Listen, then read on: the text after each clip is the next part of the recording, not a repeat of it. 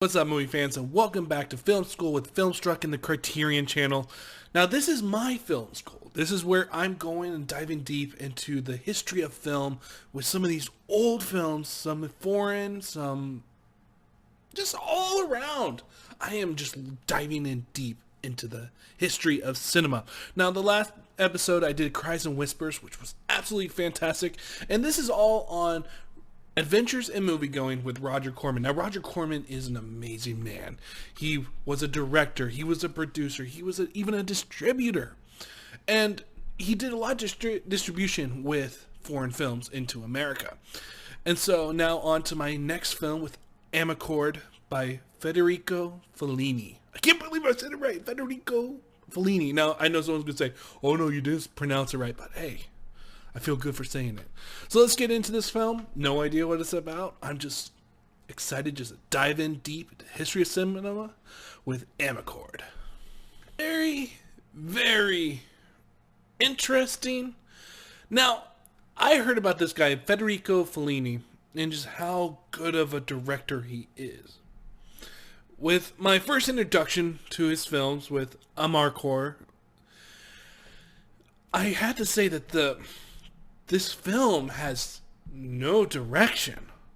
But what it is a year in a boy's life and just the little things that just come into his life, that everydayness of everything is all put into a landscape where fascism is running rampant. It's not to the evil extent that it will become, but it's just the beginning and living in a fascist state. And so you have this boy that is just growing up. He's not a child anymore. He's not a man, but he's growing up. He's learning about sexuality and just going on about life.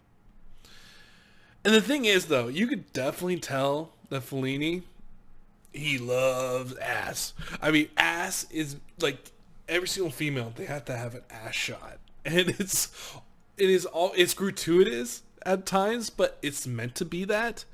Everything in this film feels like a circus. Like the very first sequence, you see that a winter has died off and now spring is happening. And so to represent spring, or to bring in spring, the people of this little Italian town, they go and create a bonfire and they burn a witch. Now, I don't know what the witch really represents, but it was really interesting. I was like, okay, just getting into this film. We haven't met any of the main characters yet, just seeing the town and who are the characters that we're going to be following. And then the moment that we get to see our main character, this teenager, it almost remind me of like a John Hughes type film. Like I can see John Hughes watching this and being like, oh, I really like this segment of just these kids in school and the hijinks. And you kind of get like a little bit of like Porky's in there too. And it was very interesting to watch.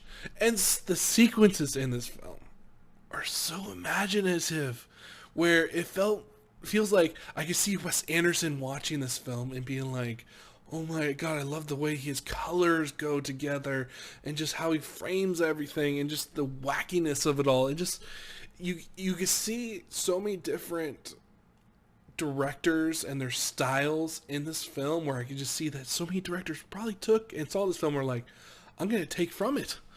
And very well they should.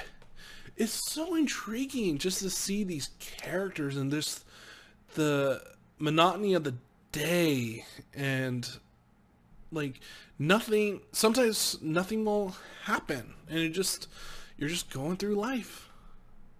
And I love this poster right here.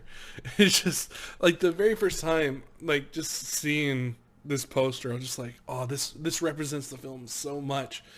And there are segments in here that I felt like could have been cut out of the thing, but it's just intriguing to see how a director of Fellini's stature has this film that's not it, oh, what am I trying to say? But it's not defined. It's not refined.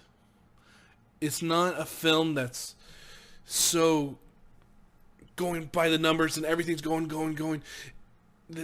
Fellini has let this film breathe, and that's a really intriguing thing. Now, it could be a detriment to the film as a whole, because with how this film really has no driving point, no story point to really drive the story home, it does fall to the wayside at times. Oh, I really like this scene. Suck on it. Suck on the titty. Don't blow on it. There are segments in here that are so fucking funny. You got fart jokes that are happening. You got masturbation jokes. And I love the scene where these kids are in a car and they're masturbating really, really hard, and they're saying who they're thinking of when they're masturbating, and one of them says a name, and the other guy's like, hey, no, that's my girl. You can't be taking my girl. It just, little things, especially this sequence right here, is so fucking random. So fucking random. You have our main character who sees a woman. He's like, oh, I really like her. They're the only ones at the theater. So what does he do? He sits kind of far away, just admiring her. And then as he's telling this is the thing that he's telling the priest, or the priest asks him, have you touched yourself? And he's thinking of all these stories that he touched himself to. And this segment right here it felt like something out of a Family Guy episode. And it was just so fucking hilarious. There's little segments in here that are just gold. There's some segments that are not as strong as others. But overall, it was a fun experience. A little bit too long. But I can easily say I had... Oh. And the 30 concubine. Oh my god, I love that scene.